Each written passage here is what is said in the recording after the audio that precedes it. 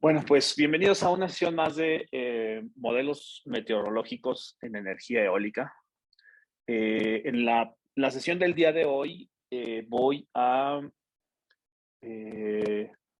decir qué es lo que no voy a hacer, ¿no? O sea, la intención de la clase de hoy no es hacernos especialistas en modelación dinámica ni meteorología, este, ni mucho menos, ¿no? Lo que voy a hacer es eh, pues en esas sesiones es utilizar la modelación meteorológica. Espero que aquí todo se vaya viendo. Okay.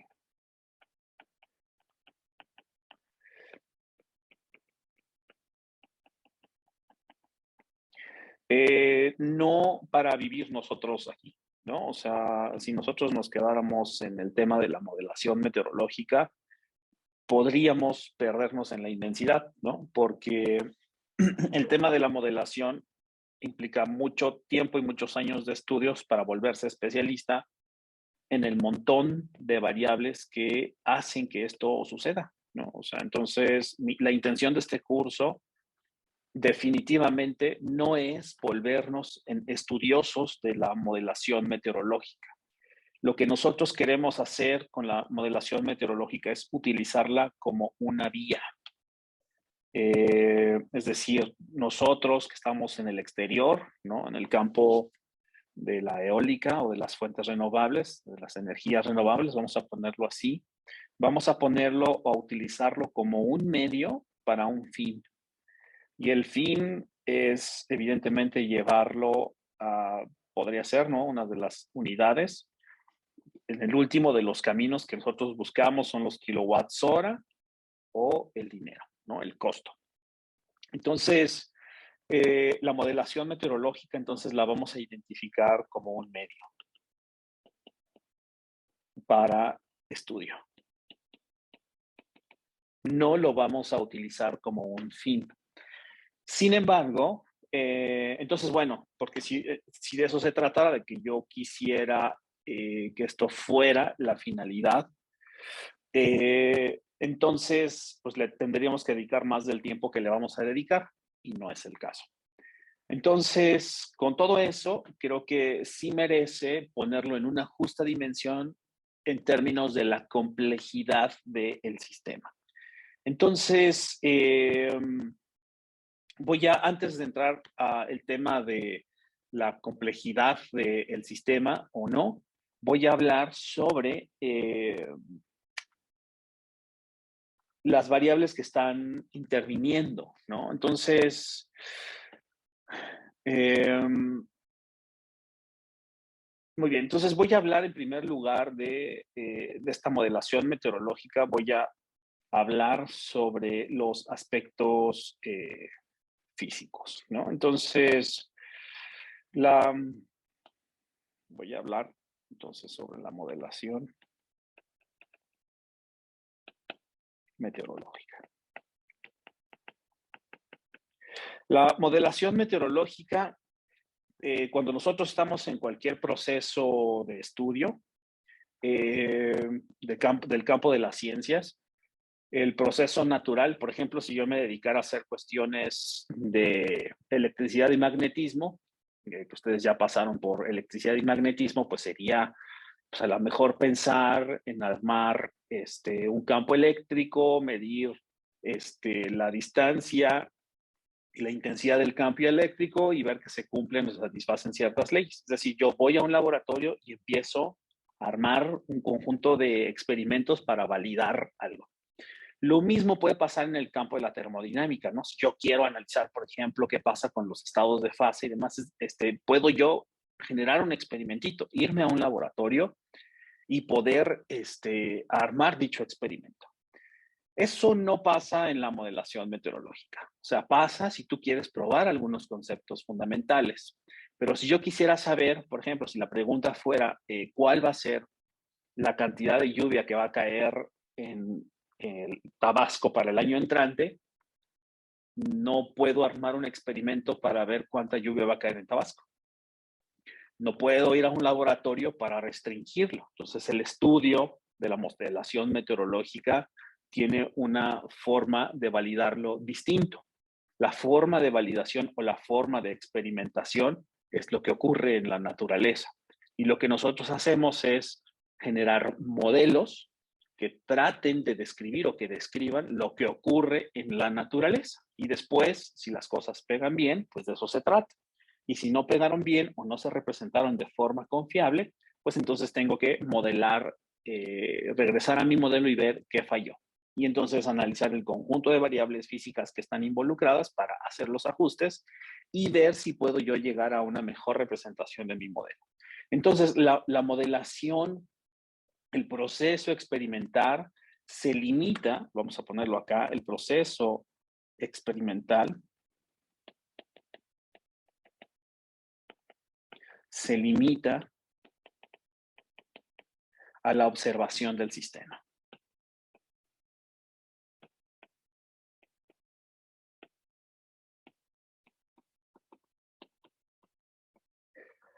Y bueno, entonces, lo que nosotros hacemos en el proceso de experimentación, pues por eso cuando una persona se dedica en particular a hacer estos estudios de la evaluación o del assessment en fuentes renovables, pues como las fuentes renovables de manera natural están asociadas directamente a las variables de la naturaleza, las variables físicas, fundamentalmente la radiación solar o las velocidades de viento en el caso de la energía eólica o la precipitación en el caso de las hidráulicas. Entonces nosotros tenemos, casi siempre estamos recargados en un tema que está orientado a la medición, es decir, poner equipo de medición, medir las variables para identificar, ¿no? Entonces, regularmente el proceso experimental es esta observación del sistema, es fundamentalmente medir.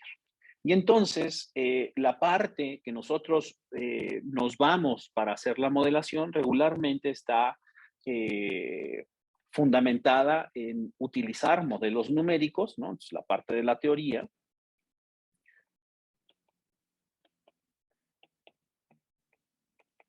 Regularmente está fundamentada en los modelos numéricos.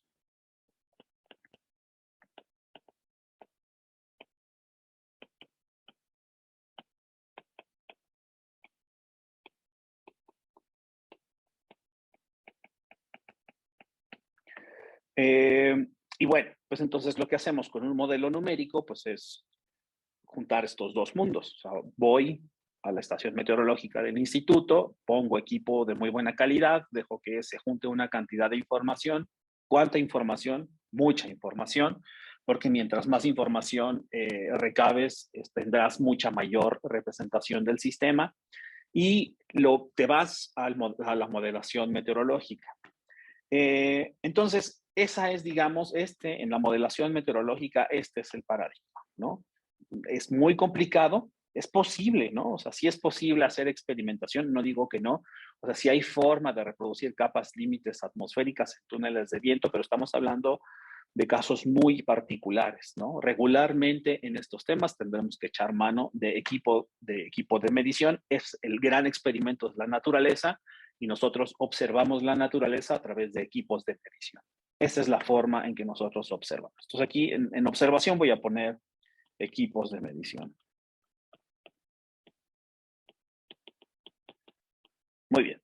Entonces, ahora de lo que voy a platicar es una vez que ya identificamos que esto tiene un proceso un poco diferente a lo que estamos comúnmente familiarizados con otros ámbitos de la ciencia, es identificar los procesos físicos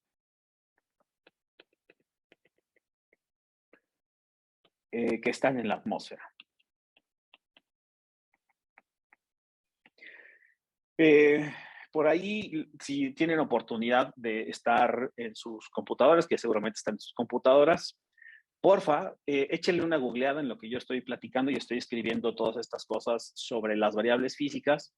Y, o bueno, no sé si se lo sepan, platíquenme de qué tamaño es la atmósfera de la Tierra. ¿Alguno se lo sabe así de bote pronto?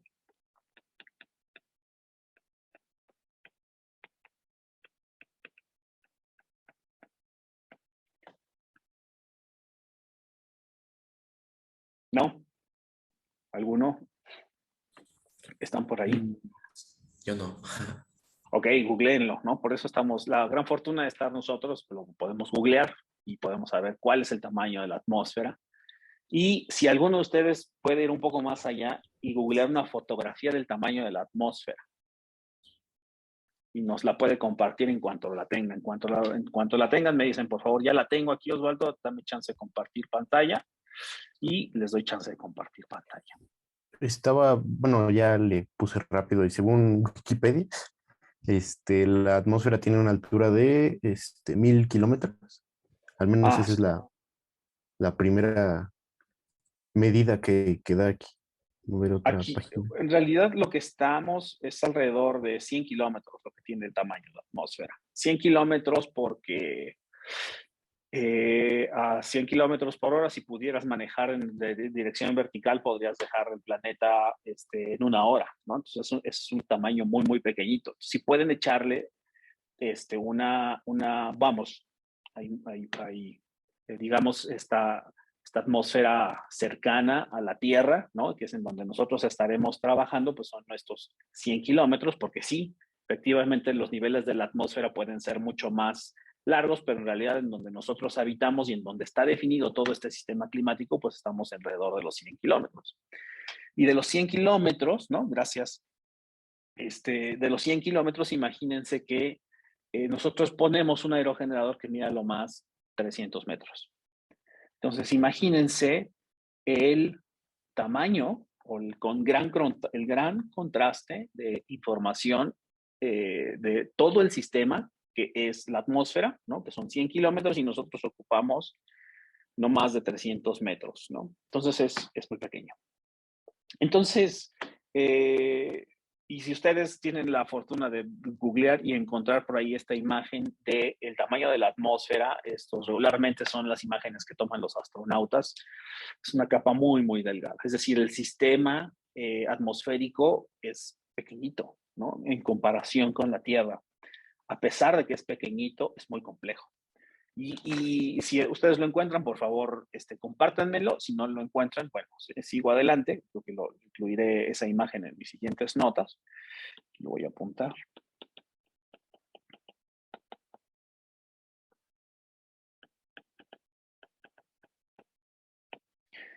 Es muy pequeña.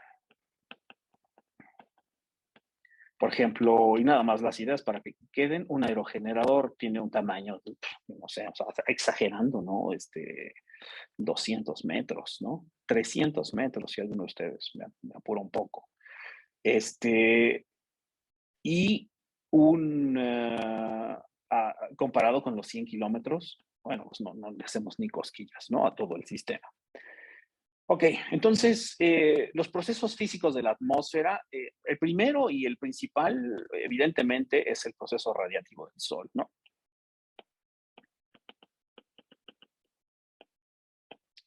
Y eh,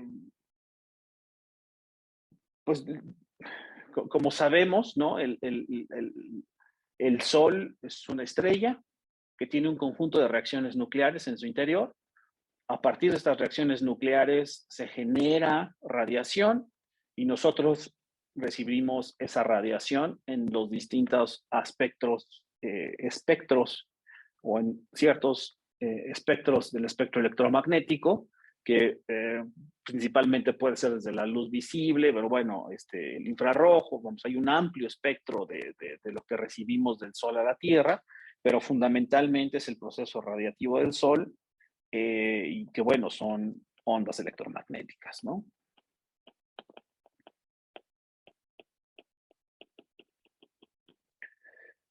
Ok. Esta radiación que yo mencionaba que es de origen de interacción de reacciones nucleares, también puede interaccionar, la radiación interactúa eh, con, eh, con las moléculas de la atmósfera.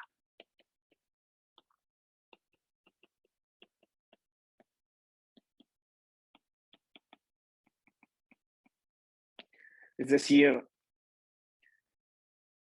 hay un conjunto de gases en la atmósfera, oxígeno, nitrógeno, hay gases de efecto invernadero, ¿no? Que recordemos que los gases de efecto invernadero son, el efecto invernadero no necesariamente es el efecto malévolo del planeta, o sea, es un gas que naturalmente está en un ciclo natural de la Tierra, que puede ser el metano, que puede ser por la descomposición de la biomasa, o que puede ser el CO2 por el uso de la leña o de otro tipo de combustibles. El problema es que cuando nosotros saturamos, ¿no? O sea, imaginemos que venimos de un histórico en donde la Tierra ha tenido un ciclo y un equilibrio natural durante pues, prácticamente toda su historia, ha ido alcanzando un equilibrio natural entre la deforestación, reforestación, las estaciones, y entonces todos estos ciclos naturales involucran no nada más el movimiento de que, bueno, a veces hay más sol, a veces hay menos sol, y eso impacta en todo el sistema de que a veces hay más oxígeno, menos oxígeno, hay más metano o menos metano, pero es un sistema que fundamentalmente podemos considerarlo que está en equilibrio o que estaba en equilibrio hasta hace 100 años en donde nosotros empezamos a meter más. Y bueno, esta interacción, ¿no? Este efecto, por ejemplo, el efecto invernadero, que es la capacidad que tienen algunos gases de contener calor, ¿no? O de emitir calor al recibir la radiación, pues este efecto invernadero, este efecto invernadero es lo que hace, ¿no? Que bueno, cuando tú arrojas más CO2, pues resulta que se calienta más el planeta y eso tendrá que mover el equilibrio térmico de todo el planeta. Entonces, la radiación solar interactúa. Cuando yo hablé de la estación, de las estaciones del año, cuando hablé de si hay más agua en las nubes o hay, como sabemos, ¿no? Que a veces hay temporadas en donde llueve, no llueve y entonces hace frío, nos ponemos chamarras impermeables, pues bueno, es que hay una interacción de la radiación con el planeta, con todo lo que está, con todos los componentes internos y todos los componentes internos, pues ya sea que se evapore más agua, ya sea que sentamos más frío, que el agua se congele, es decir, esta radiación solar interactúa con las moléculas de la atmósfera y con toda la superficie de la Tierra. Creo que ahí me adelanté un poco. Eso quiere decir que la interacción, al menos, ¿no? Si yo me quedo con esta primer capa, también, si yo quiero hablar del proceso físico, o sea, piensen, ¿no? De lo que estoy platicando. Lo primero es que tengo un proceso radiativo, que es del Sol. El segundo es un proceso que interactúa con moléculas en la atmósfera. Hay otro proceso, que es el proceso termodinámico. Entonces, hoy hablo de la termodinámica.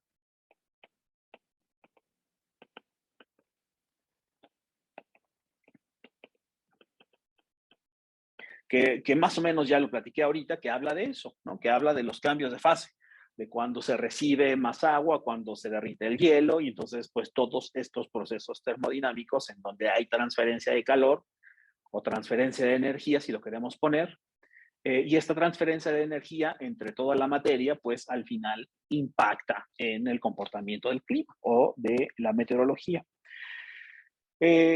Cuando hablo entonces del gas, el siguiente nivel en donde impacta la radiación, ¿no? Si estamos hablando de que esta es la superficie de la Tierra, estamos hablando que por acá se encuentra el Sol. Evidentemente, no le hagan caso a mi escala, ¿no? Porque esto pues, es nomás un dibujito ilustrativo.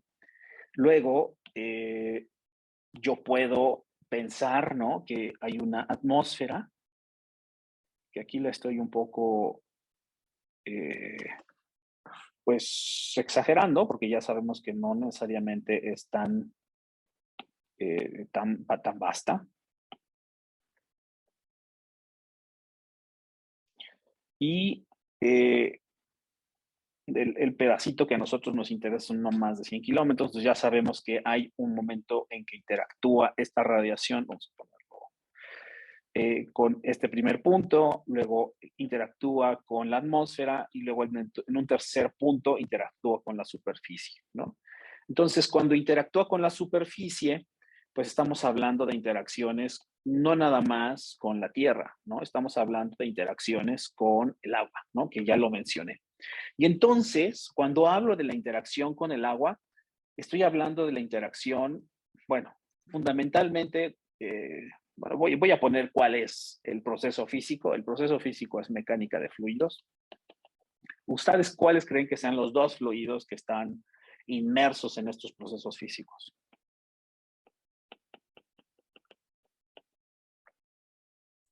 El agua y el aire, ¿no? Exactamente. El agua y el aire. Entonces, ya hablé un poco de cómo se da todo este tema. Vamos, estamos hablando de procesos termodinámicos. El proceso termodinámico de la física de la atmósfera es que, en el caso, por ejemplo, del viento, de las corrientes, es que si una zona, por ejemplo, en el Ecuador, el planeta recibe mucho más radiación en comparación con los polos, habrá una diferencia de presiones entre estas dos regiones. El sistema tendrá a entrar a equilibrio. Entonces estoy ahí hablando de termodinámica. Cuando quiere entrar a equilibrio, tiene que haber un desplazamiento. Y ese desplazamiento, estoy hablando de mecánica de fluidos, ¿no?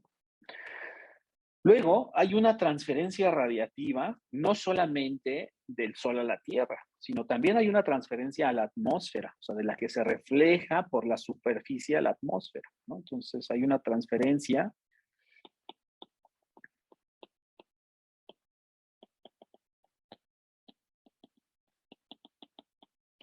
de la superficie de la Tierra a la atmósfera. Sí. Entonces, como ustedes ven, este dibujito cada vez tendría que hacerse más complejo, ¿no? Esta es la superficie. Esto en principio es mi atmósfera.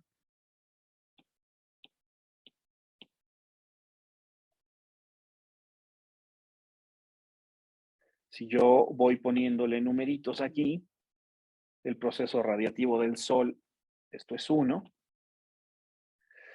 La radiación solar que interactúa con las moléculas pues estaría aquí en el nivel 2. La termodinámica de la atmósfera también tendría que vivir por aquí, que está en el nivel 3, porque tiene que haber interacción. La mecánica de fluidos también viviría no solamente en la atmósfera, el proceso estaría, porque evidentemente hay regiones con agua, entonces aquí vamos a ponerle una región con agua.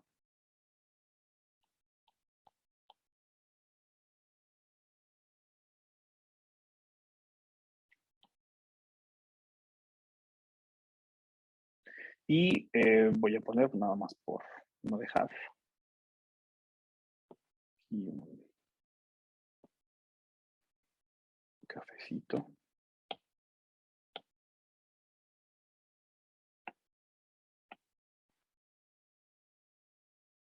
Lo que ocurre en la Tierra.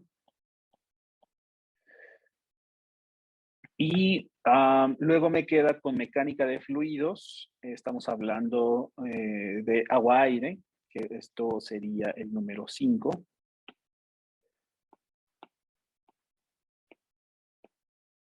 ¿No? Hablando de todos estos procesos. Y la transferencia radiativa, es decir, hay algo, siempre hay algo, ¿no? Que se regresa, ¿no? De este lado.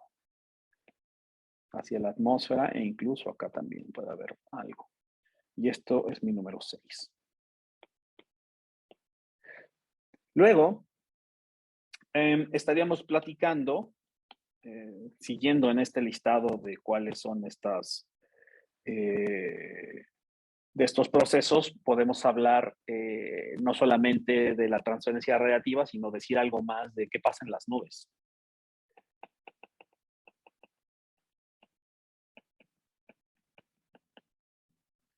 Y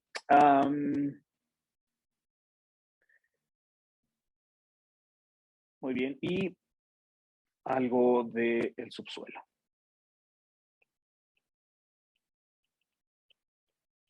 O sea, algo que ocurra, el proceso físico, pero de algo que emane del subsuelo. ¿Cómo afecta, por ejemplo, un volcán o un elemento de esta magnitud en el sistema climático? Entonces, como ven, me falta nada más poner la nube. Estamos hablando del subsuelo. y pues por aquí quedaría mi número. Que bueno, este es de los procesos que es más complicados, ¿no? Muy bien. Entonces, como ven,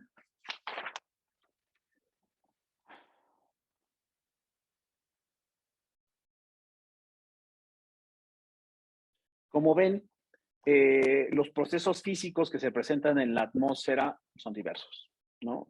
La primera fuente es la radiación solar. La radiación solar,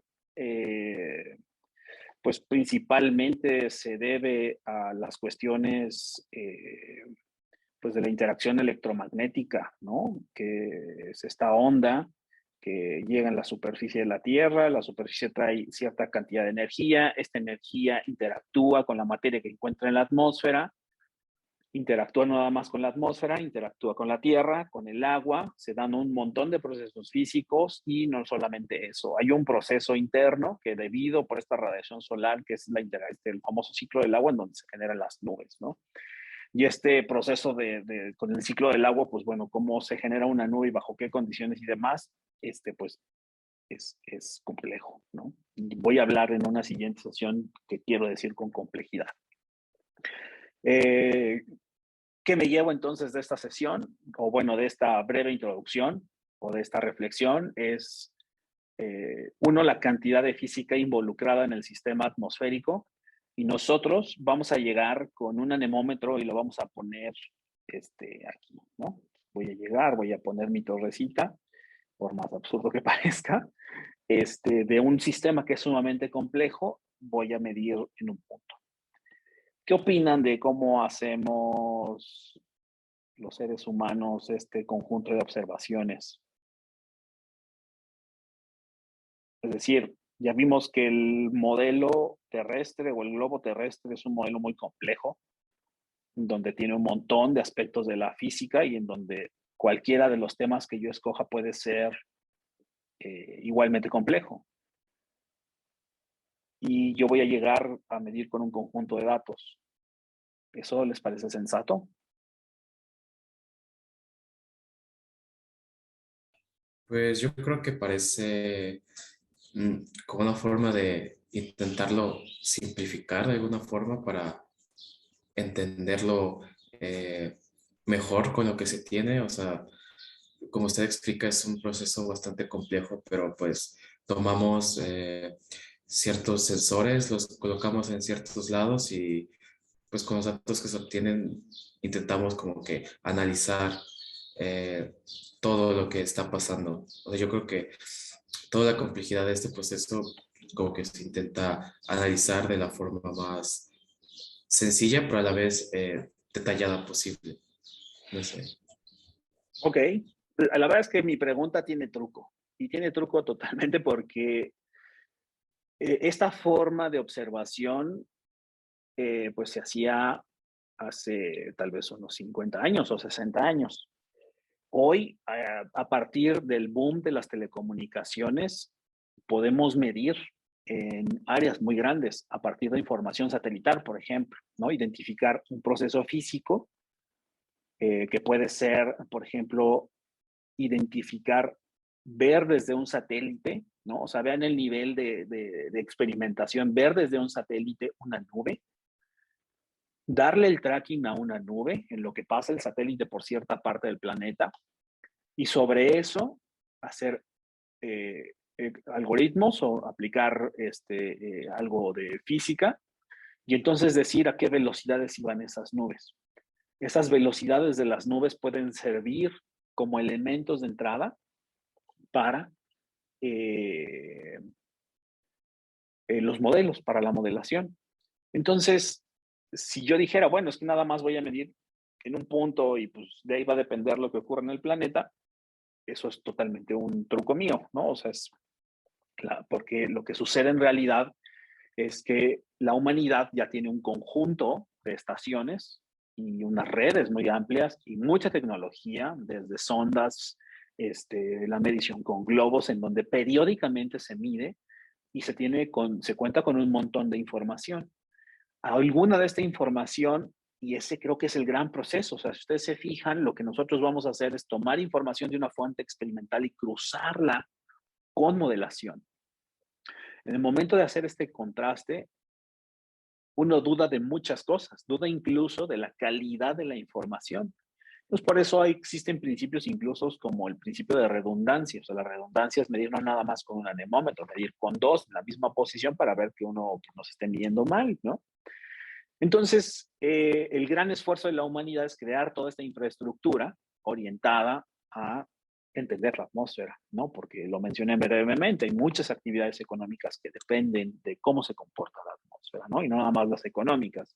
El tracking, por ejemplo, de los huracanes, estas imágenes espectaculares que uno ve en los noticieros, que son imágenes satelitales que te dicen para dónde se está moviendo el ojo, ¿no? Y entonces, otra cosa más espectacular es el proceso de cálculo que te da la trayectoria, ¿no? Con cierto rango de posibilidades. Entonces, eso salva vidas, ¿no? Entonces, por eso es importante. Es un marco complejo que requiere de soluciones complejas y de mucha tecnología. Como lo mencioné, en solamente uno, porque así como puedes medir las velocidades del viento a partir de las nubes vía satelital, puedes medir el nivel de las olas, o puedes medir con boyas, o puedes medir pues muchas cosas, ¿no? A partir de distintas fuentes de información. Muy bien, entonces, uno de los conceptos, ¿no? Entonces ya que vimos que es complejo todo este tema, uno de los conceptos que vamos a estar utilizando es el concepto de parcela de viento. Bueno, primero decir que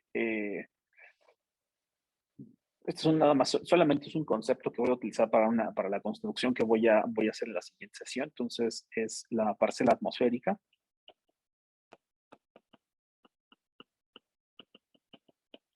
Entonces, de la parcela atmosférica voy a partir de una idea que se llama continuo atmosférico.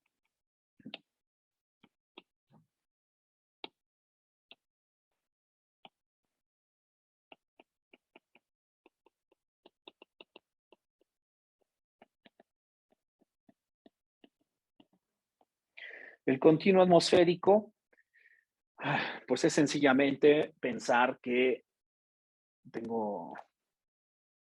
bueno, siempre en las cosas, bueno, siempre tengo esa muletilla de decir sencillamente, ¿no? Y a veces no es sencillo. La parcela atmosférica es esta capa que nosotros visualizamos. Ese es el continuo atmosférico.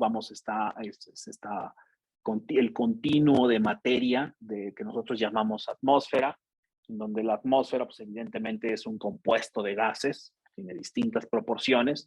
Estas distintas proporciones de los compuestos de gases están distribuidos en todo el planeta. Eso es el continuo atmosférico. Cuando yo tomo una sección o un volumen, en mecánica de fluidos podría decir que esto es un volumen de control. En ciencias de la atmósfera esto se conoce como una parcela atmosférica, volumencito de control, ¿no? Y eso es la parcela atmosférica. Entonces, lo que voy a describir, y yo creo que me voy a meter un poquito de velocidad, es eso es el continuo atmosférico. Sobre eso vamos a empezar a hacer nuestros estudios. Sobre eso es lo que nosotros vamos a estudiar. Recordemos, esa es la vía, no vamos a llegar y hacernos especialistas, es aprender a meterles la mano, a entender qué es lo que estamos sacando de ahí, y de ahí llevárnoslo a darle una aplicación y una traducción práctica, útil, que nos dé conocimiento en torno a fuentes renovables de energía, ¿no? Entonces, esta metodología dinámica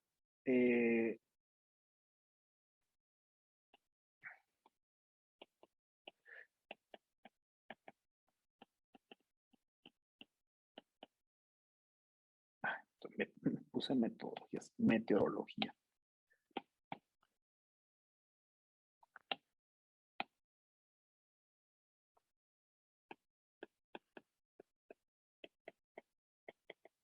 La meteorología dinámica estudia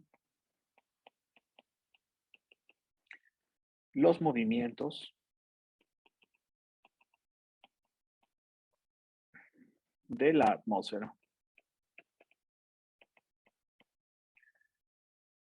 asociados con la meteorología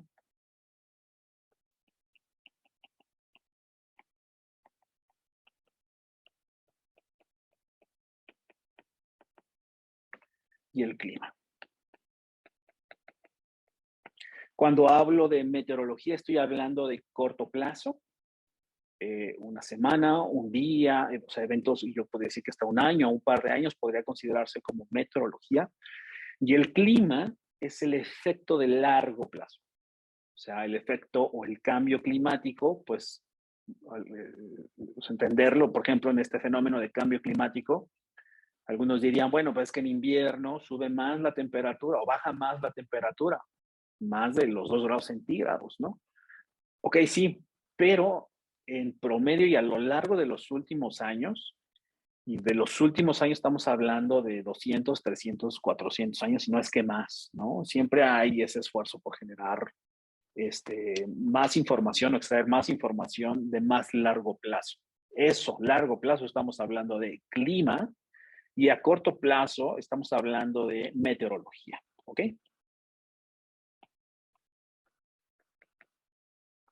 Muy bien.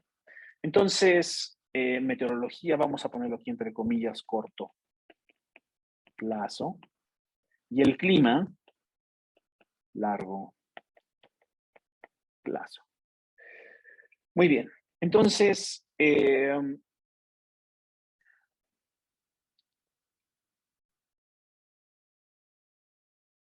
ok, para este modelo que voy a empezar a elaborar, a describir en esta sesión y la que sigue, todos los fenómenos que son locales los vamos a ignorar, ¿no? Y vamos a pensar en un continuo, en un continuo, ¿no? Entonces, que si existe un volcán, que si... No, vamos a pensar en un continuo y ese medio va a ser continuo. Entonces, todos los fenómenos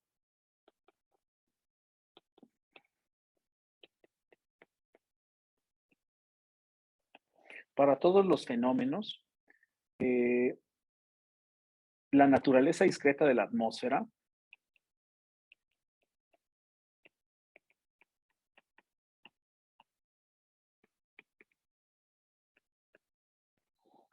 puede ser ignorada. O sea, podemos hacer un estudio englobado y vamos a considerarlo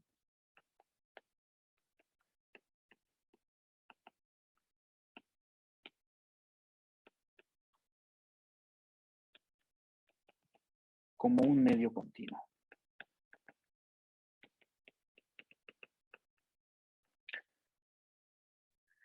Un punto, que la verdad es que no va a ser un punto, ¿no? Del continuo,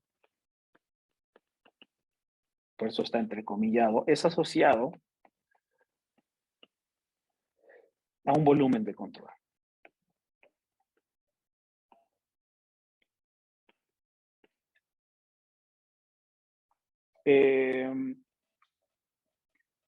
Este volumen de control en realidad es muy pequeño si lo comparamos con el volumen de la atmósfera.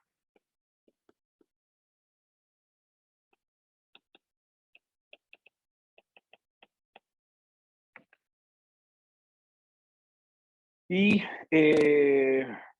sin embargo, aunque es pequeño este volumen de control, tiene una gran cantidad de moléculas.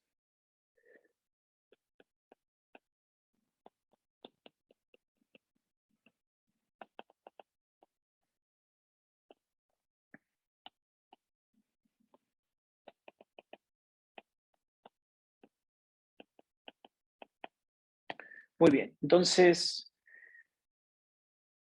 la parcela de atmósfera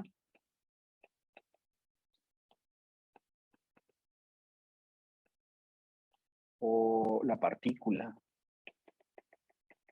de la atmósfera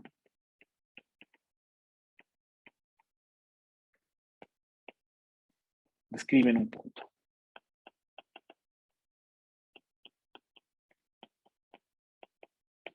Es un punto que yo tomo, es considerablemente más pequeño que toda la atmósfera, sin embargo, no es que tenga poco contenido de materia, tiene suficiente contenido de materia para tener un sistema propio. Eso creo que es una mejora. Entonces, todas las ecuaciones que yo menciono, toda la física que yo mencioné, puede, que gobiernan todos los movimientos, pueden expresarse, y ustedes ya lo están presintiendo, como ecuaciones diferenciales. Parciales, y todo esto puede ponerse en términos de variables de espacio y tiempo. Entonces, prácticamente, lo voy a poner aquí, las leyes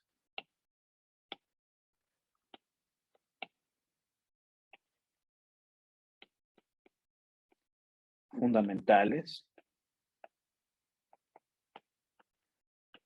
pues básicamente mecánica de fluidos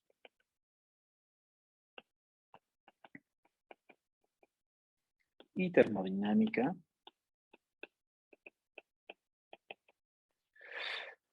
se pueden expresar como ecuaciones diferenciales parciales.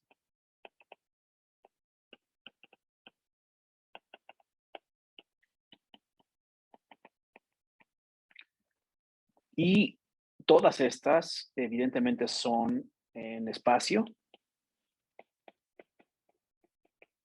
y tiempo. Ok. Entonces, voy a poner una primer lista y vamos a ver hasta dónde llegamos. Lo que voy a plantear son las 7 ecuaciones con 7 incógnitas que gobiernan la evolución de la atmósfera. Esto lo pueden ustedes ver, todo lo que voy a ver de aquí para adelante es Eugenia, ya no me acuerdo si es Calney o Kelney. Es el único libro, es una argentina brillante, que ha dedicado toda su vida a hacer a trabajar en estos temas.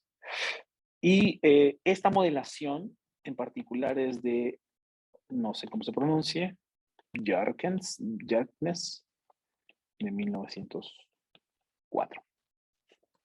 Y son 7 ecuaciones con 7 incógnitas. Mi sugerencia, recomendación es que abran este libro y lo ojeen y lo lean.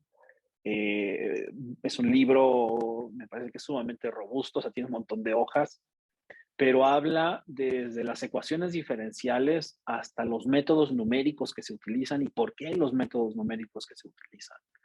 Entonces, es sumamente interesante. Insisto, es mostrarles el vasto mundo que es esta modelación meteorológica, ¿no? Entonces, fíjense la cantidad de información que nosotros vamos a meter o las leyes que vamos a utilizar. Y estas ecuaciones, 7 ecuaciones con 7 incógnitas que gobiernan la evolución de la atmósfera.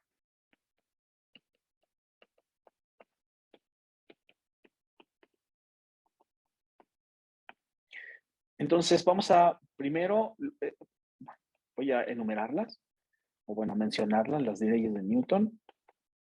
Y evidentemente aquí los vamos a poner en términos de conservación de momento.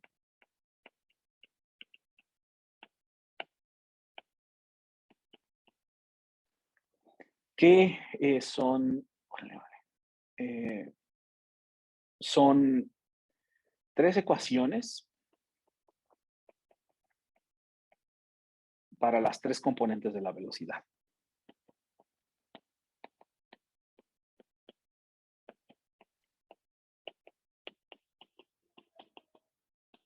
¿De la velocidad de qué? Pues evidentemente de una parcela, ¿no? O sea, de eso es lo que estamos hablando.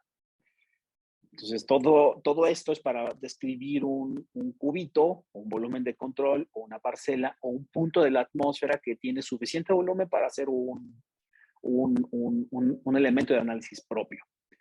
Si yo quiero describir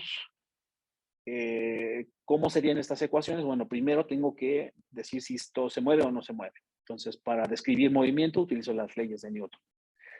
Leyes de Newton en términos de conservación del momento, evidentemente estoy hablando de las velocidades, y para cada una de las componentes W tendré una ecuación.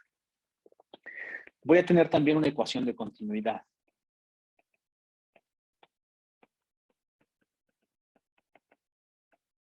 Y esta ecuación de continuidad habla de la conservación de masa. Es decir, entra cierta cantidad de materia, sale cierta cantidad de materia y no puede crearse masa ni materia en ninguno de los procesos físicos. Eso es fundamentalmente lo que dice la conservación de masa, ¿no? Y esa es ecuación de continuidad. Luego hay una ecuación de estado, evidentemente, ¿no? Y la ecuación de estado que se utiliza es la de gas ideal. Esto porque, evidentemente, cuando hablamos de la atmósfera, estamos hablando de, pues de un principio físico, ¿no? Que puede ser el modelo más sencillo que vemos desde la secundaria, pero este PV-NRT es la que se utiliza para modelar los gases, ¿no? Y evidentemente correcciones cuando quieres hacer algo con mayor detalle. Otra de las ecuaciones que también vamos a utilizar desde una perspectiva, pero desde transferencia de calor, o bueno, es la de la termodinámica, ¿no? Entonces vamos a usar primera ley de la temperatura, de la termodinámica, perdón. Yo hablaba de la transferencia de calor, pero bueno, no es la única manifestación de la energía. Recordemos que la primera ley de la termodinámica lo que nos está dando en realidad es conservación de la energía.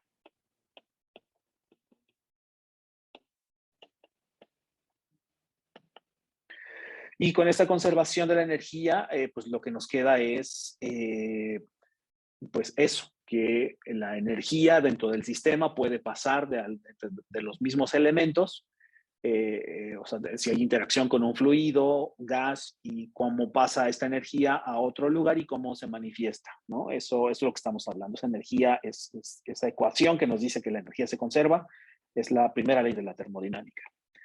La otra ecuación es la ecuación de conservación de masa, pero de agua.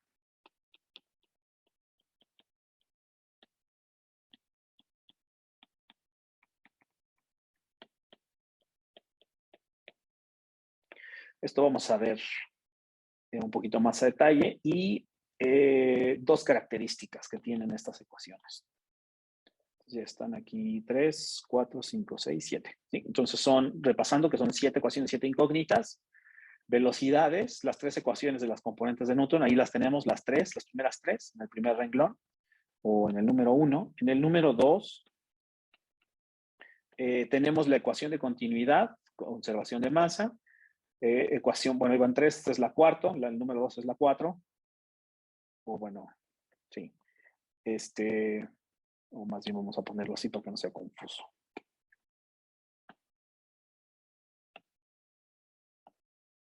Entonces aquí hay 3 ecuaciones, aquí hay una y una. Entonces las 3 de Newton, una ecuación de continuidad, una ecuación de estado de gas ideal, la primera ley de la termodinámica, que es conservación de la energía, y la ecuación de la conservación de masa, que es la conservación de agua. Dos características que deben de satisfacer.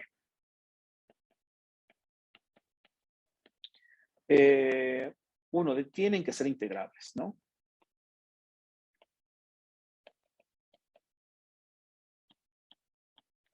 Y debemos de poder agregar condiciones de frontera.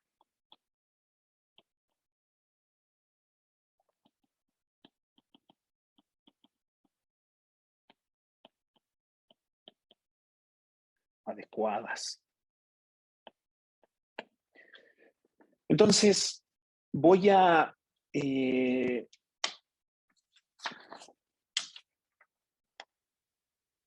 ok.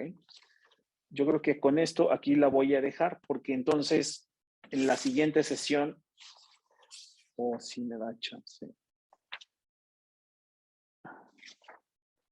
No, yo creo que aquí la dejo. Solamente quiero cerrar con un par de ideas antes de cortar esta grabación, en esta sesión, es plantearles una pregunta. ¿En dónde están las montañas aquí?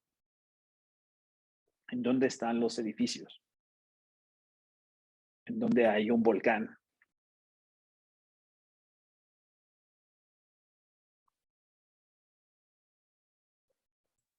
O sea, que en el modelo no los estamos, bueno, en esta parte no se están tomando en cuenta, ¿no? Exactamente. O sea, el modelo que estamos planteando y que vamos a comentar y a discutir es el modelo de la parcela. Y lo que estamos planteando es un modelo de simplificación. O sea, recuerden que todos los físicos nos gusta trabajar en este esquema de las simplificaciones.